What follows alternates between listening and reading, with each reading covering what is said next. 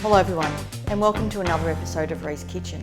Today we're making an Easter traditional favourite, but one that as a celiac requiring gluten-free, I've often had to miss out on, but never again, and that is gluten-free hot cross buns. Now you can of course use a commercial plain flour, but to get the best consistent results, use the mix that I have in front of us. It looks a bit daunting with all these ingredients, but it really is not too much. So let's get into it, shall we? So to start off with, we have white rice flour, corn flour, brown rice flour, tapioca flour, potato flour, cinnamon, cloves and allspice, nutmeg, xanthan gum, milk, sugar, salt, dried yeast, butter, eggs, sultanas, currants, mixed peel and additional rice flour for the crosses. So the first step we need to do, which is the same with any time you use yeast, is to activate our yeast. So I'm just going to put the sugar and salt in a bowl, and I've warmed the milk up for 20 seconds in the microwave just so that it's lukewarm. Give that a stir just to dissolve that a little bit. And then the miracle of science as we add our yeast. And just sprinkle it on top. And you can see straight away as it starts to come alive.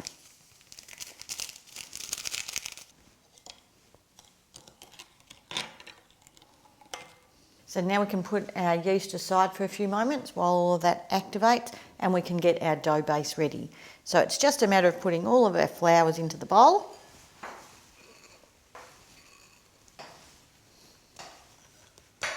Our xanthan gum, our spices, nutmeg. You can of course use a jar of ground nutmeg, but it's always a much better flavour when you grind it up. Just smells absolutely awesome. And now I'm just going to whisk all of that so that they're all mixed together. So now to get all of our wet ingredients together, so I'm just going to beat up our egg a little bit. And I'm going to add the egg and the melted butter to the yeast. But first I want you to have a really good look at this yeast now. So you can see that it's gone frothy. So there's bubbles, it looks like it's gone clumps, but there's lots of air bubbles through. And that's exactly what we want. That means the yeast is alive and kicking, and we're going to have the most beautiful light buns. So let's add our egg in and our butter that's cooled just slightly. There's a little bit of a mix.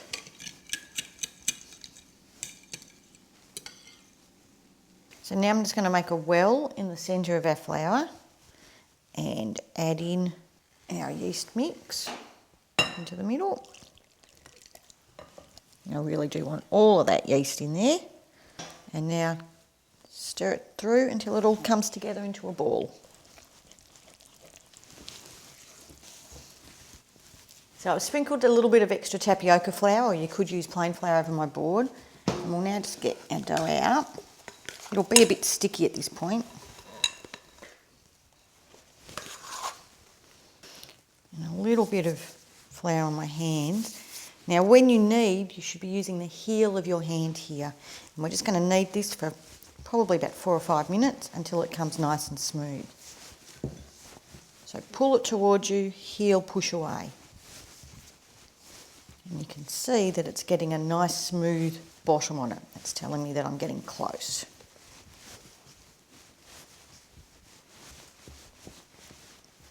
And that looks pretty good to me. So now I'm just going to grease my clean bowl here.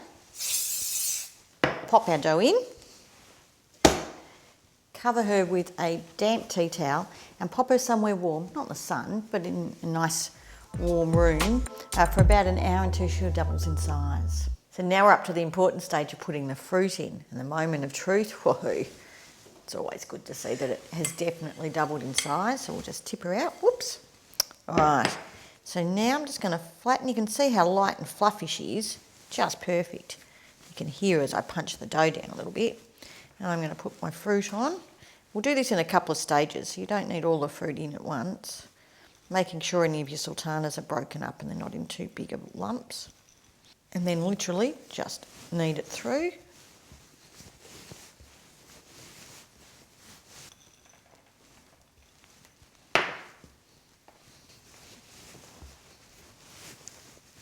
So the next stage is to divide this dough into 12.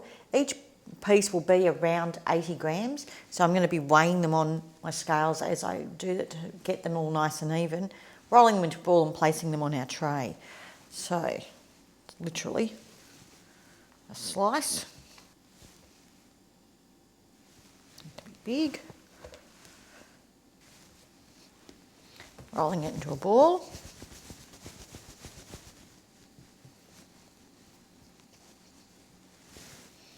You don't have to be too gentle when you're rolling them. What we really do want is a nice smooth top, because we're going to be placing our crosses on them later after they've proved the next time. So we are looking for smoothness. So make sure you've got it all together. We're not making rock cakes, we're making hot cross buns. So these get covered with our damp tea towel again and placed back in that warm spot for another half hour. So now it's time to make our crosses. So I've got our rice flour and I'm just going to add some water, but just at a tablespoon at a time till I get it the right consistency. I'll start with 3 and see. There we go. So that's a bit too thick, so I just need a little bit more, but wouldn't be even a whole tablespoon. Just a little bit more.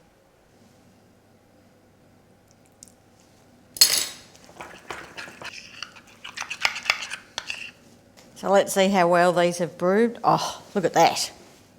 Get exciting when you see science at work. All right, so let us roll it in. And now we're just going to pipe our crosses along.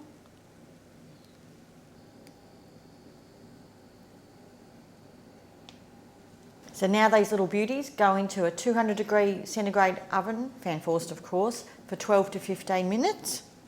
They look fantastic. So while these are baking, it's time for us to put together our sticky glaze. So it's just some sugar, cinnamon, and a little bit of water. Give it a stir and heat it up.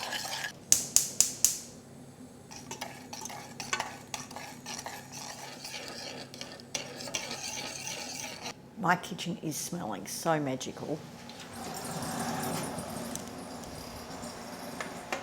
And if we check the bottom, they're nice and just a light brown underneath, so they're done. So the last step now is to just put some of that cinnamon sticky glaze over the top, and it'll help give them that lovely, luscious, even colour.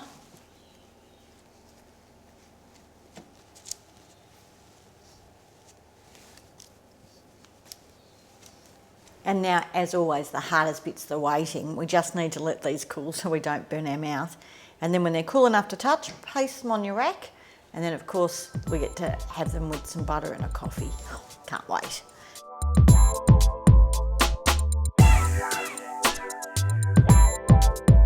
So for all the details from today, don't forget to check out my blog at the link below. But as always, the best bit's in the eating.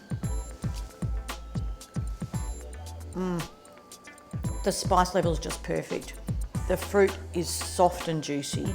The bun is light and airy. You could almost have these any time of the year, not just at Easter. Until next time, everybody, ciao.